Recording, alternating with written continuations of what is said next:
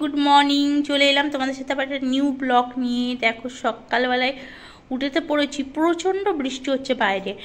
আর এই দেখো এখানে একজন বসে রয়েছে, দেখতে পাচ্ছ, একটা পায়রা। আর দেখো কাছে যেতেই কিন্তু এপার ওপার যদিও কাজটা দেখো উড়ে চলে গেল। আর দেখো কেমন বৃষ্টি হচ্ছে, বৃষ্টি নামার যেন কামই নিচ্ছে না।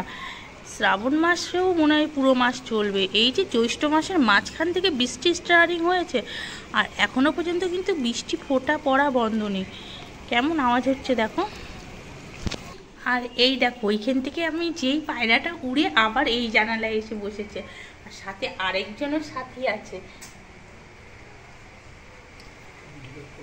দেখেছো?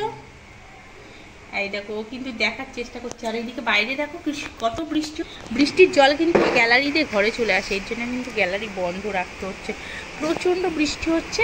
দেখো এখানে আবার জল জমে গেছে একদিন বৃষ্টিতে, কালকের থেকে মানে বৃষ্টি বন্ধ ছিল দুদিন একটু।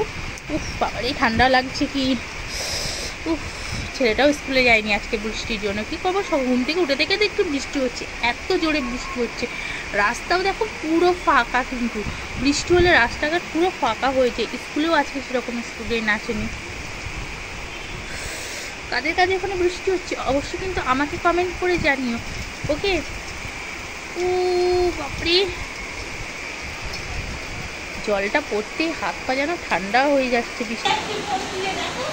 বৃষ্টিতে একবার মন্দির অব্দি ভিজে ভিজাকার, আর তাবুতে চলে এসেছি, যেন চুপচুপ যেন ভাড়া চলছে না।